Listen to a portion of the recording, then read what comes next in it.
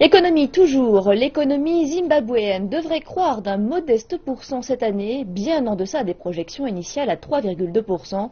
Le pays est freiné par son échec à attirer de nouveaux investissements et à exporter ses produits.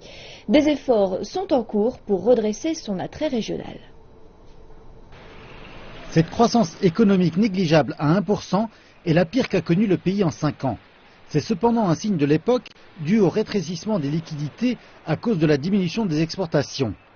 Les produits zimbabwéens n'arrivent pas à s'imposer à l'étranger et sont aussi menacés par les importations bon marché.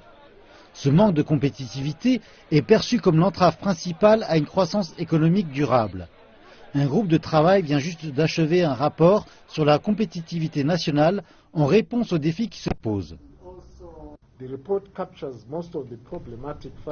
Le rapport rend compte des facteurs problématiques qui ont été identifiés comme les contributeurs principaux à l'étouffement de la compétitivité du pays.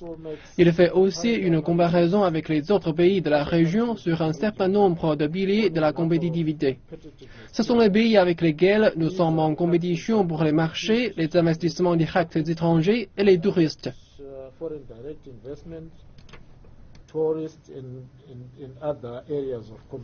Le Zimbabwe vise à tirer profit de ces avantages comparatifs, parmi lesquels figure un fort taux d'alphabétisation de la population, à 92% le Zimbabwe détient la 2e place en Afrique, des ressources minérales abondantes et sa situation météorologique et stratégique au sein de la communauté de développement d'Afrique australe.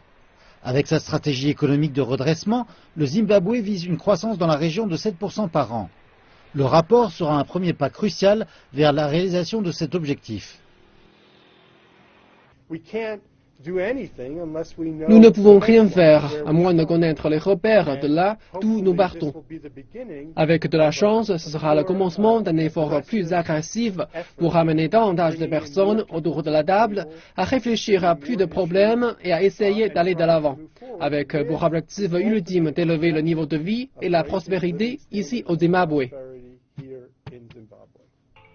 La publication du rapport de compétitivité au cours de cette semaine suivra les déclarations du président zimbabwéen Robert Mugabe, selon lesquelles le pays va améliorer son hospitalité pour les investisseurs et rendre son environnement d'affaires plus souple.